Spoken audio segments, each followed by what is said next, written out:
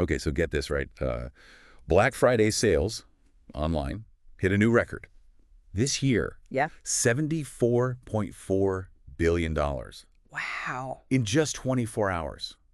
I mean, That's incredible. up 5% from last year. Yeah. Just to give everyone a sense of what we're talking about here, we're diving deep into this Black Friday bonanza, looking at, online sales specifically. Okay. And yeah, when I first saw this figure, like $74.4 billion, it's like, is that real? It's hard to even fathom, Yeah. what that number actually represents. Right. It's not just like, oh, sales were good this year. It's like, this is like It's a phenomenon. a global phenomenon. Absolutely. Yeah. So, I mean, when you think about that kind of scale, what comes to mind for you? I mean, Well, it's almost like trying to wrap your head around like the GDP of a small country. Right.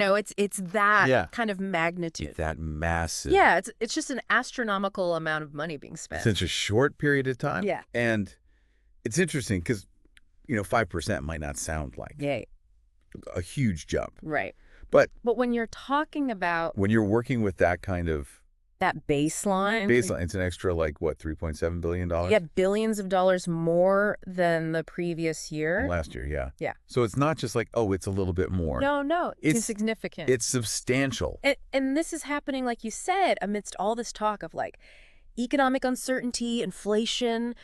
People are supposed to be tightening their belts, and yet this Black Friday thing is like It seems to defying all of that. Yeah. Yeah, it's like it has its own gravitational pull. Yeah. What do you think is driving that? Like, what are the factors that are contributing to this continued growth? Well, I think a couple of things are at play here. Yeah. One is, I think people are prioritizing it, right? They're seeing Black Friday. They're planning for They're it. planning for it, and they're saying, okay, I'm going to hold back on certain purchases. And I'm going to wait for those Black Friday deals to come around. Yeah, and they know it's coming. They know it's coming, and they're anticipating it. Yeah. The other thing is, I think there's just this sense of, like you said, urgency. Yeah. This fear of missing out. The FOMO? The FOMO, yeah.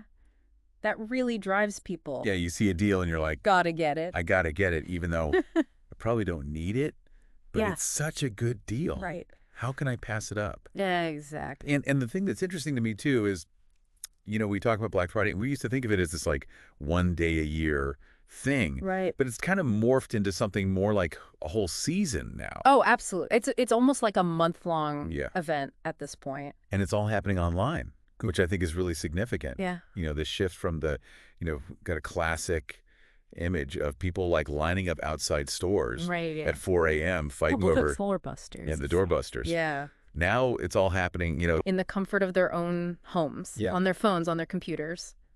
So what does that tell us about kind of the cultural impact of Black Friday? Yeah. Like, has it become something more than just a shopping day? I think it has. I think it's become more of a cultural event. Like a holiday almost. Yeah, almost like a holiday. Yeah. It's become, I've even heard it referred to as like the online Super Bowl of shopping, I like that. You've got, all the hype leading up to it. Yeah. You've got people planning their strategies. You got the deals, the countdown clocks. The countdown clocks. The frenzy on social media. Yeah. Sharing. It's an experience. Yeah. It's not just a transaction anymore. And it's interesting, too, because I think, as this shift online continues, it's not just about the shoppers. Right. It's also about, like, the implications for traditional brick and mortar stores. Absolutely. Yeah. This is, we're seeing record-breaking numbers online. And that's coming at the expense of,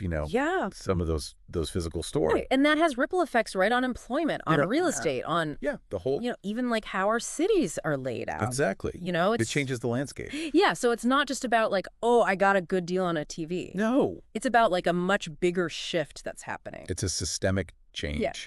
So we've talked about the numbers, we've talked about the cultural impact, but I think what's really fascinating to me is like the psychology behind all of this. Like, what is it? What makes people tick? What makes people tick when it comes to Black Friday? Why are we so drawn to these deals? Well, I think you touched on it earlier. The FOMO. Yeah. The fear of missing out is a huge factor. You see everyone else, grabbing these amazing deals, and you're like, I don't want to be left out. Yeah. And I think there's also this sense of like, almost like a competition. Oh, yeah. Right? Like, who can get the Best deal. Who can brag about Yeah. the best haul? Yeah. And there's a certain thrill to that. So it's like a combination of like, fear of missing out, but also like a sense of excitement and thrill and almost like a game almost. Like a game, yeah. So, I mean, it's clear that, Black Friday online sales are a reflection of so much more than just people wanting to save money. Right. It's a cultural force. It's got this psychological component. Absolutely. It's changing the way we shop. It's changing the economy. Yeah. So it's really something that I think is worth kind of stepping back and reflecting on. Of thinking about. Yeah. Like, what does it say about us as consumers? As a society. Yeah, as a society. Yeah. I think it's a great question. What does this shopping holiday actually mean to you? And what does it say about us? Our values and our priorities. It's a lot to unpack.